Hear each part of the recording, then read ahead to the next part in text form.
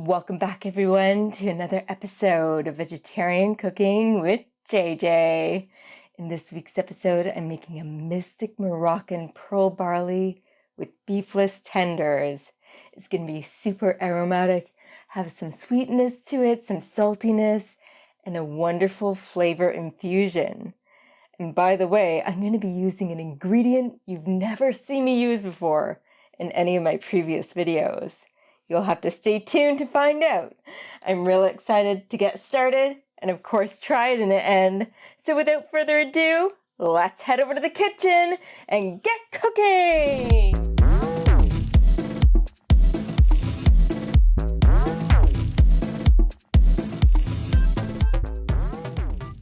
I'm boiling some water because we're going to need it to peel our almonds. I'm pouring our almonds into a dish and adding the boiling water. Let it sit for a minute or so. Drain the water and plunge them into some cold water. You will see that the peel comes off easily.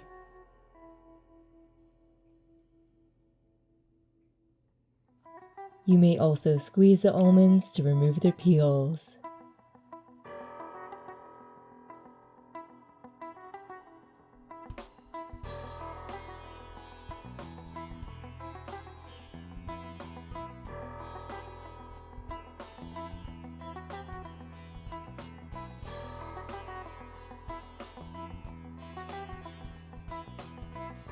And we're going to chop up most of our almonds here. I've reserved some whole almonds for the final garnish. And we have a 3/4 cup's worth of dates. And we'll chop these dates up. You'll want to remove the dates pits, or if they're already pitted, just check them in the center. Make sure they're kosher. Here are our sticky chopped dates. Now in this medium-sized pot, I'm adding 2 tablespoons of our softened earth balance.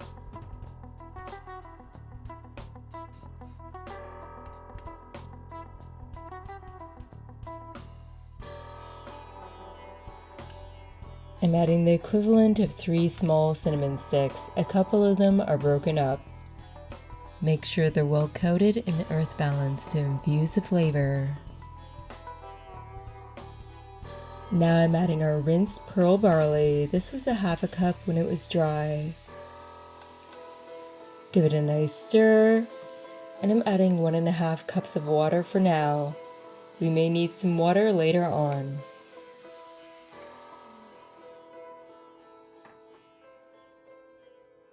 I'm adding 1 tablespoon of our special ingredient, our orange blossom water. You'll want to let this cook for 30 to 45 minutes total. And along the way, we'll add more ingredients. Once it comes to a boil, reduce the heat to low. While our pearl barley is cooking, I have our fennel bulb here. I'm cutting off the end and cutting it into quarters to make it more manageable.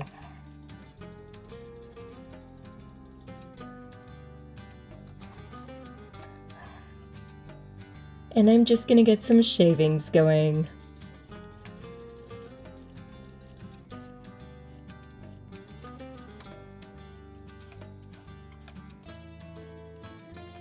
And I'll be using a 1/2 cup's worth. I'm adding a 1/2 teaspoon of our ground cumin to our pearl barley. And a 1/4 teaspoon of salt. Give it a nice stir.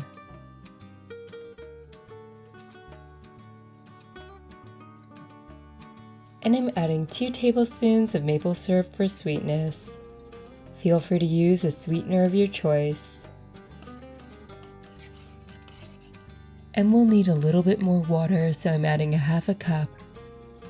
20 minutes has passed, so I'm adding our chopped dates, our shaved fennel,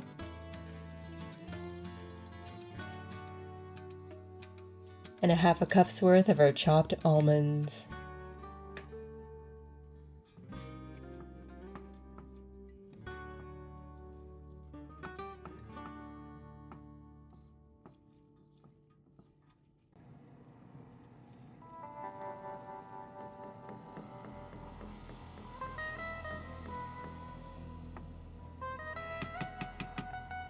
And remember to remove your cinnamon sticks.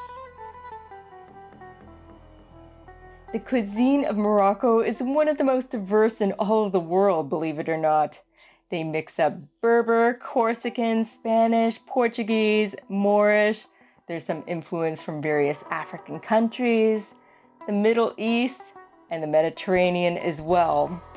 Many empires ruled over Morocco, so many foreign communities had an influence on the culture. One popular ingredient that's not as popular in Toronto as, let's say, tomato sauce is the orange blossom water. And believe it or not, I found this one at Farm Boy. I couldn't believe it. Orange blossom water has been used in Morocco for some rituals, some washing rituals, sprinkling it on people as well. The orange tree is a symbol of love and paradise, and the orange blossoms represent fertility and purity. The orange tree is associated with the Greek goddess Hera, and Queen Victoria chose to wear an orange blossom crown on her wedding. This is done in other countries as well, and in fact, it dates back to ancient China, but it was Queen Victoria who popularized it in the Victorian age, and from there, it became more mainstream and a suitable classic that some people choose to this very day. Orange blossom water in Morocco is used for perfume, in coffee, in desserts, and of course, as you can see here, in cooking. But one chief use for orange blossom water is for the Moroccan tea. And this tea is made with gunpowder green tea, fresh Moroccan mint, beetroot sugar, the Moroccans like their tea sweet, and of course, the orange blossom water. The tea is prepared and served in a ceremonious fashion. And when it's served to guests, it's served from a height. And the more respect one has for the guests, the higher the height. And I was wondering, has anyone tried serving it from a ladder or perhaps a rooftop? You know, as a romantic gesture. If not, this definitely should go into a romantic comedy. Have you used orange blossom water before? Feel free to share in the comments below, especially if you used it in a romantic gesture. I'm adding a 1/4 cup of water. We're nearing the end of our cook time, but I need a little more moisture here.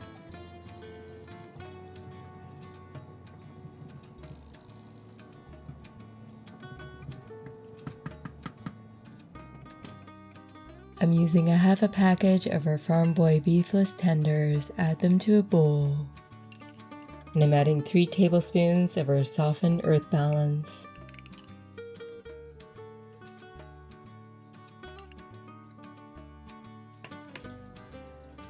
A pinch of saffron, and a generous grinding of black pepper.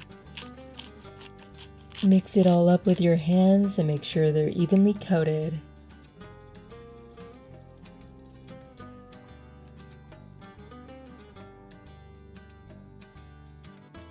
Now I'm adding our beefless tenders to our hot pan here.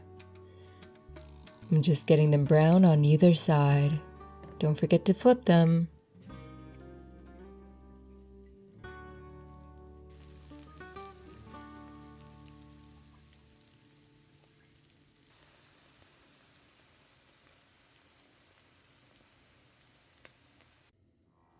I have some French tarragon leaves I'll be using for the finishing touch.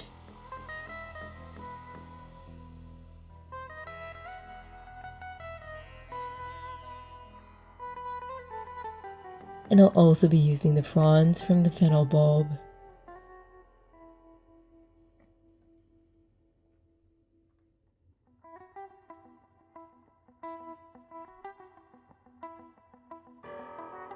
I have 6 dates that I'm adding our whole almonds to. Just place them in the center. This will be for our final decoration. I have this Farm Boy brand vegan feta. I'm just going to crumble it up with my hands.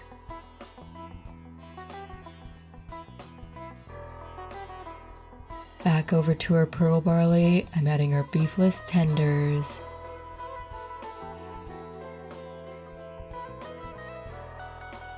Mix it up thoroughly. I'm adding half a cup of water with a pinch of saffron threads.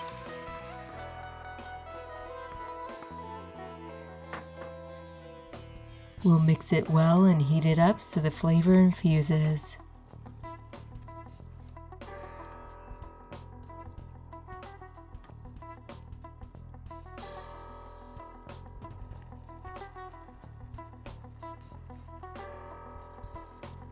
I'm adding 1 teaspoon of garlic flowers.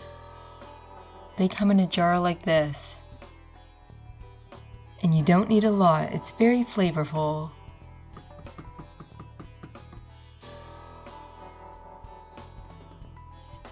Now it's plating time. Always be sure to give it a final taste before plating.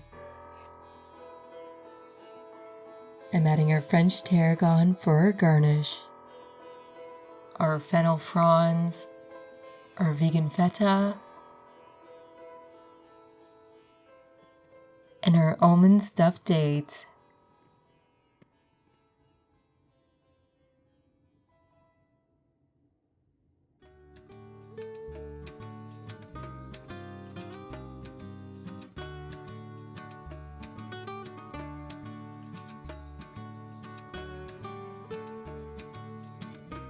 It's that time again, everyone. I get to try our beautiful Moroccan-inspired dish. Here it goes.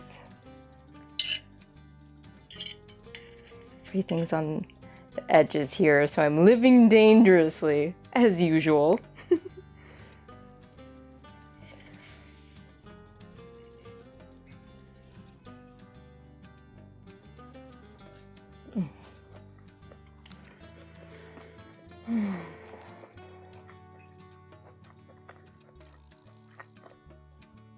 So perfect.